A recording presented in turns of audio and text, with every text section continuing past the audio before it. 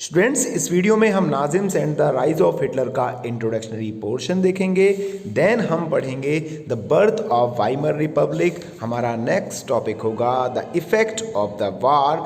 Then हमारा last topic रहेगा the years of depression. Time है 1945 का स्प्रिंग सीजन। एक 11 ईयर का जर्मन लड़का अपने कमरे में लेटा हुआ है। तभी वो सुनता है कि उसके जो पेरेंट्स हैं अपने कमरे में बात कर रहे हैं। लड़के के जो फादर हैं वो उसकी मदर से कह रहे हैं कि अब हम भी ज़्यादा दिनों तक ज़िंदा नहीं बचेंगे, क्योंकि जो अलाइज हैं, जो मित्र राष्ट्र हैं, वो हमको भी वैसे ही मौत मारेंगे जैसा कि हमने उनके लोगों को जेलों के अंदर बंद करके बेरहमी से मारा हुआ था। इसलिए हम सबको अपने परिवार के सहित सुसाइड कर लेनी चाहिए। इसके बाद नेक्स्ट डे वो बॉय अपने पेरेंट्स के साथ गार्डन में घूमने जाता है और तभी कुछ देर बाद जैसे ही उसके फादर ऑफिस जाते हैं, वहाँ से खबर आती है कि उसके फादर ने ऑफिस में रहकर सुसाइड कर लिया है।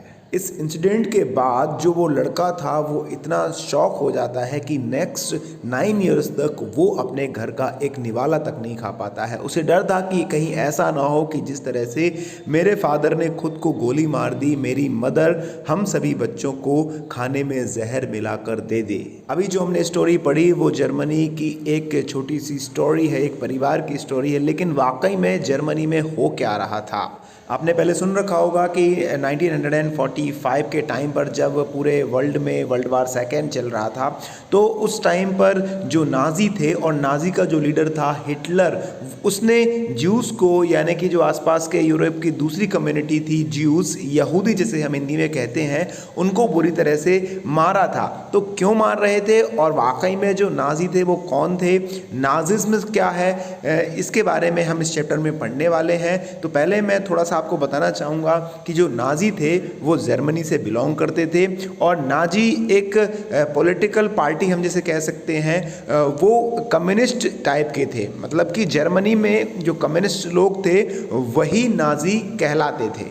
दरअसल जो नाजिज्म था वो कोई एक दो घटनाओं का नाम नहीं था, एक कुछ सालों का नहीं था। ये पूरा का पूरा 1914 यानी कि वर्ल्ड वार फर्स्ट से लेकर 1945 तक जर्मनी में चलने वाला पूरा का पूरा एक पॉलिटिकल सिस्टम था। और इसी के बीच में आता है, इन्हीं का लीडर बनता है हिटलर, जिसने एक नया इतिहास पूरे के पूरे वर्ल्ड हिस्ट्री में बनाकर रख दिया। उसके बारे में हम यहाँ पर पढ़ने वाले हैं। आपको पता होगा कि वर्ल्ड वार जर्मनी, जापान और उनके साथ और जो कुछ कंट्री थे वो थे एक साइड, और दूसरे साइड थे अमेरिका, ब्रिटेन, रूस और भी छोटे छोटे देश उनके साथ थे। इनके बीच में वर्ल्ड वार सेकेंड चल रहा था।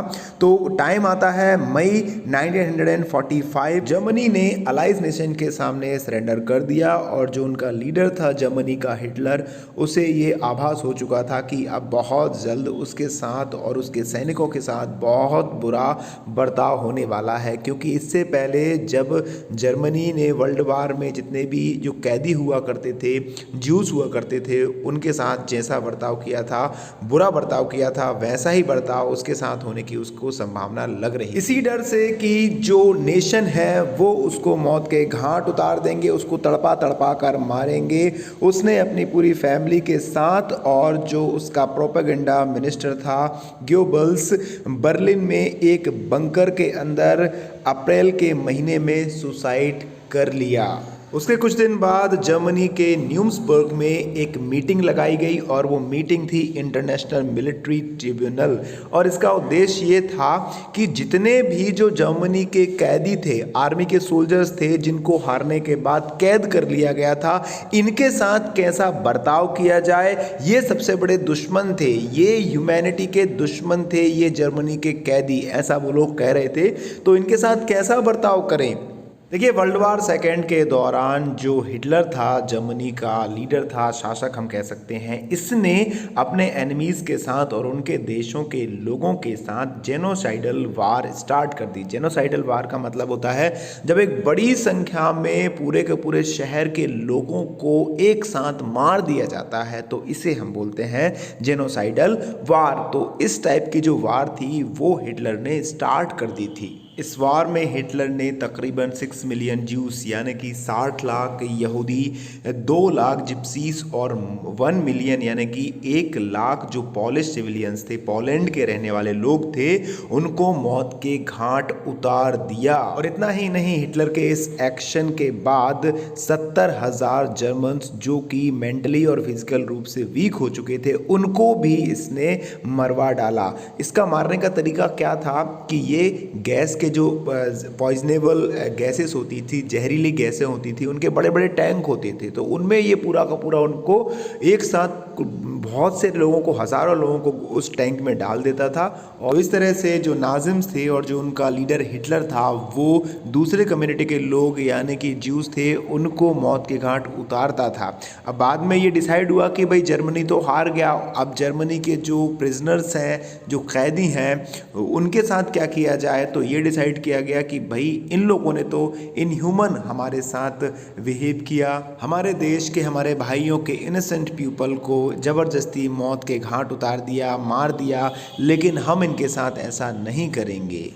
इनको पनिशमेंट तो मिलेगी लेकिन इतनी खतरनाक नहीं, क्योंकि जब फर्स्ट वर्ल्ड वार में जर्मनी हमसे हारा था तो उसके बाद उसने बदला लेने के लिए नाजिम्स की पॉलिसी चलाई और आज हम यहाँ तक पहुँचे। यहाँ तक जो हमने समझा वो स्थिति थी जर्मनी की 1945 के बाद, यानी कि वर्ल्ड वार सेकेंड के एंडिंग के टाइम की। लेकिन अब हम समझेंगे कि वर्ल्ड वार फर्स्ट में जर्मनी की स्थिति कैसी थी। 20th सेंचुरी के जो अर्ली ईयर्स थे उसमें वर्ल्ड के अंदर जो जर्मनी था वो पावरफुल एम्पायर में से एक था, और उसने दूसरे पावरफुल एम्पायर यानी कि ऑस्ट्रेलियन एम्पायर के साथ फ्रेंडशिप करके जो दूसरे देश थे, मतलब कि अलाइज कंट्रीज थी, उनके साथ 1940 से लेकर 1918 तक फर्स्ट वर्ल्ड वार में पार्टिसिपेट किया। अलाइज कंट्रीज़ के बड़े देशों में इंग्लैंड, फ्रांस और रशिया जैसे देश थे। देखिए, जो अलाइज कंट्रीज़ थी उनका मानना था कि हम बहुत जल्द जर्मनी को हरा देंगे और इस वर्ल्ड वार को ख़त्म कर देंगे, लेकिन ये जो वर्ल्ड वार थी वो 4 सालों तक चली। स्टार्टिंग में तो जर्मनी और ऑस्ट्रेलिया को अच्छी सफलता मिली और फ्रांस, बेल्जियम पर उन्होंने बहुत जल्द कब्जा कर लिया, लेकिन 3 साल बाद यानी कि 1917 में जो अलाइज कंट्रीज़ के साथ अमेरिका आया उनकी हेल्प करने के लिए, तो ये स्थिति बदल नवंबर 1918 में जर्मनी ने अलाइज के सामने घुटने टेक दिए, सरेंडर कर दिया। अभी तक जो जर्मनी की कंडीशन थी, जो वहाँ का पॉलिटिकल सिस्टम था, वो था एम्पेरियल, लेकिन अब जो सिस्टम बनने वाला है वो होगा कॉन्स्टिट्यूशनल। वाइमर में एक नेशनल असेंबली का आयोजन किया गया और इस बात पर चर्चा की सभी लोगों ने कि हमारे देश को चलाने के लिए हम एक कॉन्स्टिट्यूशनल सिस्टम कैसे एस्टेब्लिश करें, और बहुत जल्द उसके बाद जर्मनी में डेमोक्रेटिक कॉन्स्टिट्यूशनल स्ट्रक्चर तैयार किया गया। यूनिवर्सल वोटिंग के माध्यम से पार्लियामेंट्री मेंबर का इलेक्शन कराया गया, जिसमें वहाँ की वीमन थी, उन्होंने भी पार्टिसिपेट किया, और इस तरह से जर्मनी में जो इंपीरियल गवर्नमेंट थी वो अब रिपब्लिक गवर्नमेंट हो गई। लेकिन कुछ दिन बाद ही इसके फॉल्ट समझ में आने लगे। बहुत से ऐसे लोग तैयार हो गए जो इस गवर्नमेंट सिस्टम को लाइक नहीं करते थे, कुछ कमियां वो लोग निकालने लगे थे। जर्मनी के लोगों का ऐसा मानना था कि जो वर्साय में एक ट्रीटी साइन हुई थी अलायंस के साथ, वो हम सभी के लिए काफ़ी ज़्यादा हार्श और ह्यूमिलेटिंग करने वाली थी, अपमानजनक थी। हार के बाद जर्मनी को अलाइज कंट्रीज़ के साथ एक ट्रीटी साइन करनी पड़ी और इस ट्रीटी के बाद उसे काफ़ी कुछ नुकसान हुआ, जैसे कि उसके जितने भी कॉलोनियल्स थे वो ख़त्म हो गए, काफ़ी सारा जो लैंड फॉर्म था उस पर अलाइज कंट्रीज़ का कब्ज़ा हो गया, जो उसके मिनरल्स थे, उसके माइंस थे, जैसे कि आपके आयरन माइंस हों या फिर कोल के माइंस हो, उन पर फ्रांस का, पोलैंड का और डेनमार्क जैसे जो देश थे उनका कब्ज़ा हो गया। तो इस तरह से जर्मनी काफ़ी नुकसान में चल रहा था। अलाइड पावर्स ने जर्मनी की सेना को ख़त्म कर दिया, मतलब कि अब वहाँ पर जो आर्मी थी वो दूसरे रूप में तैयार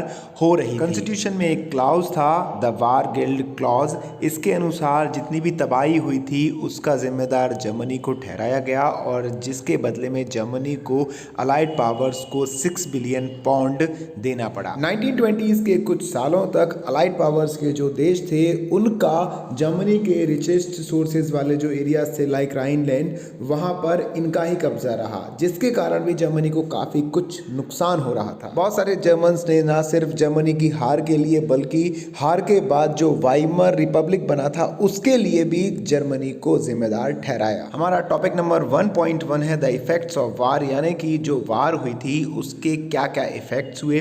देखिए, जो वार थी उसके साइकोलॉजी और फाइनेंशियल दोनों तरह के जो इफेक्ट हुए थे और पूरे के पूरे यूरोप कंटिनेंट पे हुए थे। सबसे ज़्यादा प्रताड़ित हो रहा था जो वाइमर रिपब्लिक नया नया बना हुआ था, उसको ज़्यादा नुकसान उठाना पड़ रहा था। जर्मनी के ओल्ड एम्पायर का बदला अलाइड पावर्स जर्मनी के वाइमर रिपब्लिक के जो लोग थे अभी के, उनसे ले रहे थे। सबसे ज़्यादा नुकसान उठाना पड़ रहा था वाइमर रिपब्लिक के शरीफ लोगों को, जैसे कि सोशलिस्ट हो, कैथोलिक्स हो, डेमोक्रेट्स हो, जो कंजर्वेटिव्स थे उनका मजाक उड़ाते थे। वो उन सभी को नवंबर क्रिमिनल्स के नाम से चिढ़ाते थे। तो इस तरह की मेंटालिटी का 1930s के जो अर्ली ईयर्स थे उनकी पॉलिटिकल लाइफ पर बहुत ज़्यादा गहरा इफेक्ट पड़ा। यूरोप की सभी कंट्रीज में मैस्कुलेशन पावर को ज़्यादा तवज्जो दी जाती थी। मतलब कि जो सोल्जर्स थे और जो हट्टे कट्टे नौजवान थे उनको बड़े ही गर्व से देखा जाता था और बाकी के जो लोग थे, बुजुर्ग थे, उनको बहुत ज़्यादा घृणा की नज़र से देखा जाता था। यहाँ पर क्या हुआ कि जो डिक्टेटरशिप थी वो और ज़्यादा बढ़ने लगी। कंजर्वेटिव्स थे,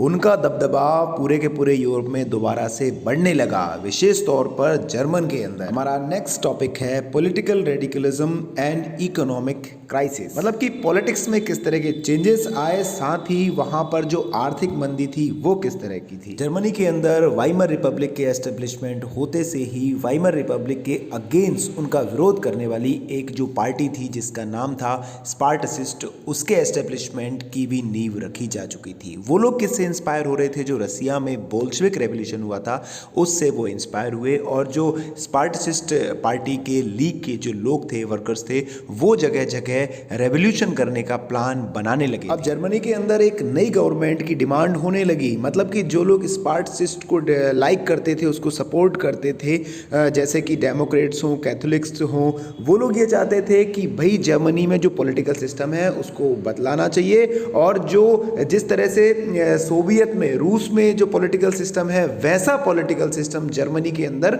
होना चाहिए। बहुत जल्दी ही जितने भी डेमोक्रेट्स थे, कैथोलिक थे और सोशलिस्ट थे, इन लोगों ने इकट्ठे होकर जो पॉलिटिकल सिस्टम अभी वाइमर रिपब्लिक में चल रहा था उसको ख़त्म कर एक नए डेमोक्रेटिक रिपब्लिक सिस्टम को स्टार्ट करने का प्लान बनाया।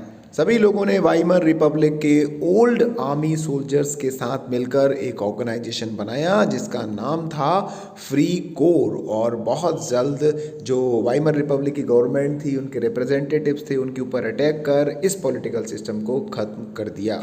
और इस पूरे इंसिडेंट के बाद स्पार्टसिस्ट ने जर्मनी में कम्युनिस्ट पार्टी बनाई।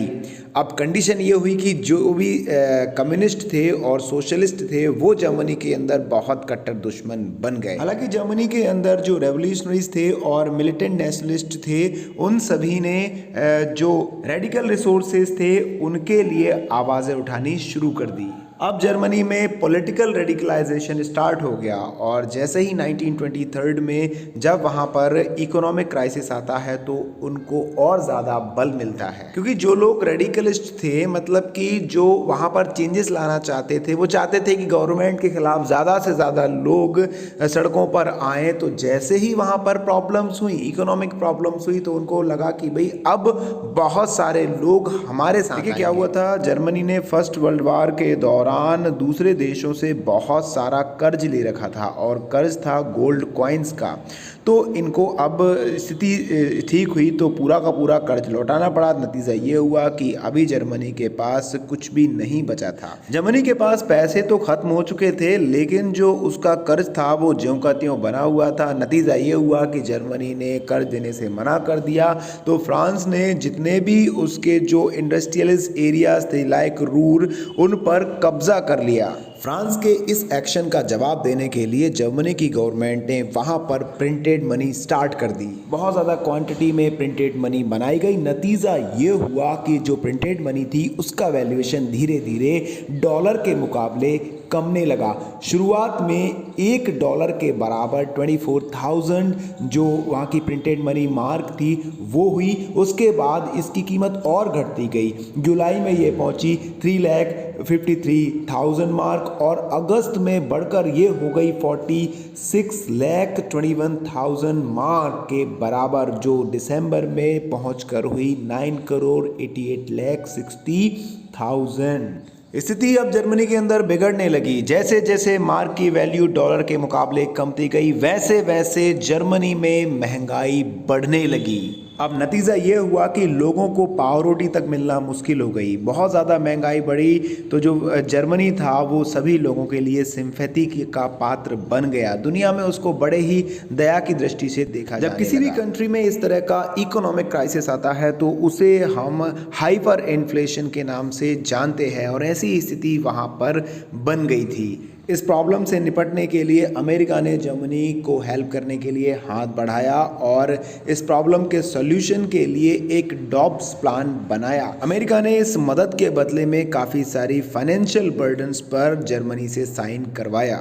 1924 से लेकर 1928 तक जर्मनी की स्थिति अच्छी रही। उसका जो टर्नओवर है वो बढ़ा और उसकी जो इंडस्ट्री थी वो धीरे धीरे करके ग्रोथ करने लगी, लेकिन जितना कुछ पैसा आ रहा था वो केवल अमेरिका के लोन से मिल रहा था। लेकिन 1929 में अमेरिका के वॉल स्ट्रीट एक्सचेंज में गड़बड़ी हुई, वो क्रैश हुआ। जर्मनी की समस्या बढ़ गई। हुआ ये कि जैसे ही वहाँ का वॉल स्ट्रीट एक्सचेंज में क्रैश हुआ तो लोगों को डर होने लगा कि भाई जो हमारे शेयर हैं उनका रेट बहुत जल्दी कमता जा रहा। तो लोग थे वो बड़ी संख्या में अपने शेयर्स को बेचने लगे। जैसे अमेरिका में महंगाई बढ़ी, लोगों की जॉब छूटी, बेरोजगारी वहाँ पर बढ़ने लगी। नतीजा ये हुआ कि बड़ी संख्या में जो लाखों बेरोजगार हैं वो सड़कों पर घूमने लगे। तो अमेरिका के पास ही पैसा कम गया। अब वो जर्मनी को लोन कहाँ से? इवेंचुअली 1932 में जर्मनी का जो इंडस्ट्रियल प्रोडक्शन था वो 1929 के मुकाबले 40% रह गया। वहाँ पर जो मजदूर थे वो तो बेरोजगार होते जा रहे थे। उनकी जो अर्निंग थी, उनका जो वेतन था वो काफ़ी गिर रहा था। अनएम्प्लॉयड लोगों की संख्या बढ़ती जा रही थी। तकरीबन 60 लाख लोग अनएम्प्लॉयड हो चुके थे इस दौरान। जो लोगों की सेविंग्स थी वो खत्म होती जा रही थी। जो स्मॉल बिजनेसेस थे वो बर्बाद होते जा रहे थे। जो सेल्फ एम्प्लॉयड थे वो भी बुरी तरह से सफर्ड कर रहे थे। फ्रांस की जो बिजनेस सोसाइटी थी, बिजनेस क्लास के लोग थे, उन लोगों को प्रोलेटराइजेशन का डर सताने लगा। मतलब कि वो स्थिति जब जो बिजनेसमैन है, व्यापारी है, वो मजदूर बनने की कगार पर आ जाए। पूरे देश के अंदर अनएम्प्लॉयमेंट बहुत ज़्यादा बढ़ गए थे। नतीजा ये हुआ कि जितने भी बिजनेस थे वो ठप होते जा रहे थे। फार्मर्स को ये डर लग रहा था कि जो उनका प्रोडक्शन है उसकी कीमतें तो बढ़ेंगी नहीं। नतीजा ये हुआ कि जो ग्रेन का प्राइस था वो भी कमते जा रहा था, जिससे फार्मर्स की परेशानी बढ़ती जा रही थी।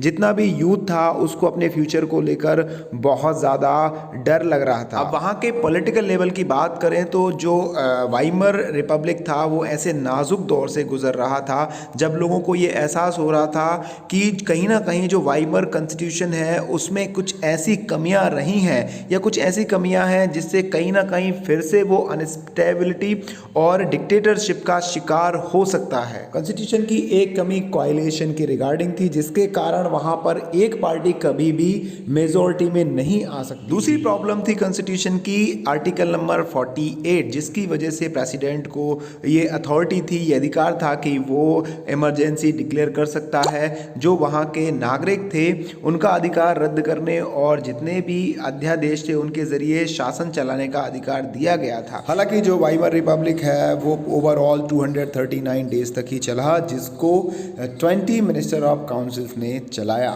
जिन लोगों के पास वहाँ का रूल रहा उन्होंने आर्टिकल नंबर 48 का जमकर इस्तेमाल किया। इन पर सारे जो सॉल्यूशंस थे उनके बावजूद भी कोई भी परमानेंट प्रॉब्लम का सॉल्यूशन नहीं हो पाया। तो इससे ये लगा कि जो डेमोक्रेटिक पार्लियामेंट सिस्टम है उसके प्रति लोगों का विश्वास धीरे धीरे खत्म होने लगा था, जिसका कोई भी सॉल्यूशन अभी तक नहीं निकल पा रहा था। So my dear students, here we are going to stop this lecture. I hope you have liked it, and if you liked it, press the like button and don't forget to subscribe this channel. Thanks for watching this video.